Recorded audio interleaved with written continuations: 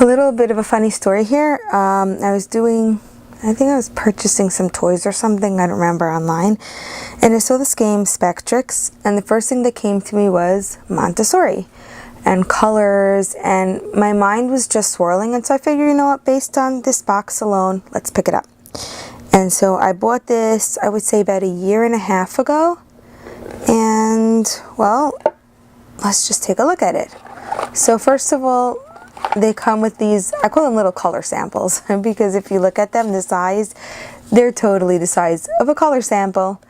And on the other side, they are filled with all of these just beautiful, beautiful colors.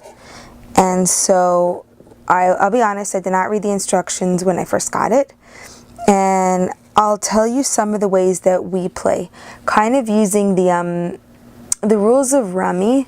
So in the beginning, for kids who know their basic colors, but maybe certain shades, like for example, this is like pinks and reds. So I would just take out, let's say, all of the deep, I call them deep colors. See, they're all in the same, more or less, color palette.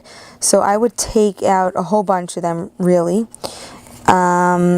You know, right now I'm using the darker ones. You could just do the same thing with the lighter colors. This yellow kind of can go either way. You know, you could put it here or there. I call it more of a middle yellow. This would be a light green. And again, however you choose to sort it, well, go right ahead and sort it. And then again, for me, the focus really is colors and how kids relate to them. So I would then take a pile of colors. So obviously we don't need this one right now.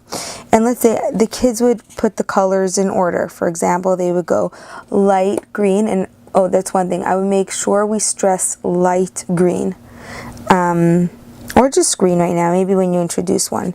So as you go pink, green, and blue. If they had a yellow, we would also stick the yellow in. So again, it's more just organizing the colors and just seeing how they relate to one another. As the kids start to learn it more, then we would each have colors in our hand, and each turn we'd have to pick up a new color, as you could see. And then the goal of the game would be, again, to get 3, like Rummy, to get 3 in a row. So it would be pink, yellow, green, get 3 in a row. And then each turn, again, you keep picking up more and more colors. And let's see, we just keep picking them up. Sometimes you'll have multiples, as you could see here. And then, oh, a yellow, green, blue. We would put that down, and then again, now we have 2 matches. But at the same time, I have this blue in my hand, so I could choose to win the game and put it on the bottom because it stays in order. So again, we're kind of keeping to the rules of Rummy, but doing it a little bit differently. As the kids, we're talking about, you know, really little kids, as the kids start to understand how the colors in their hands work, then you might want to add, let's say, just one. A red, because the red and the pinks, I know it's very different for us, but they kind of do play tricks on the kids' heads, especially when you have, you know, look, these 3 together, it can get confusing. So once we have these 3, then we'd add a different rule where the kids would have to follow the same hue, the same intensity. So these, the red,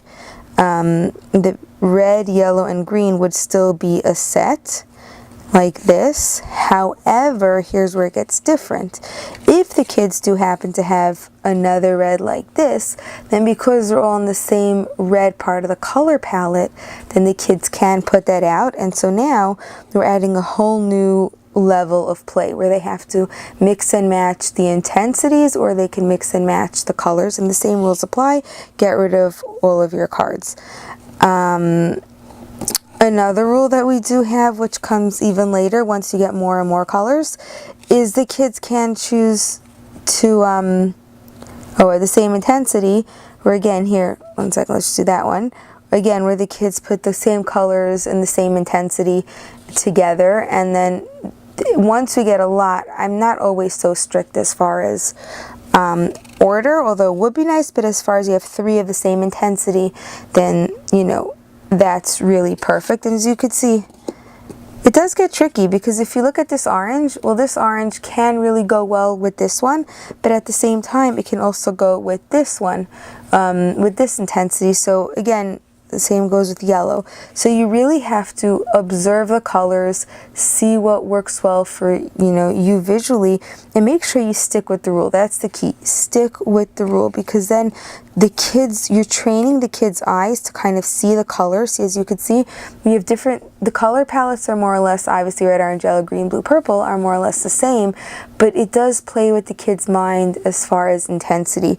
If you want to do, be a little bit bold and have a fun game, well, then you can actually arrange it, put all the reds together, all the oranges together, and kind of arrange it as far as intensity goes. Well, which way do you want to do it? Do you want them all to change in the darkest? Do you want it to go light to dark, light to dark, light to dark? That's totally, your choice. We get the reds going, we put in the oranges.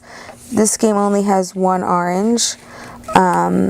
No, yellow, I believe there's one or two. See, again, it's all about comparing.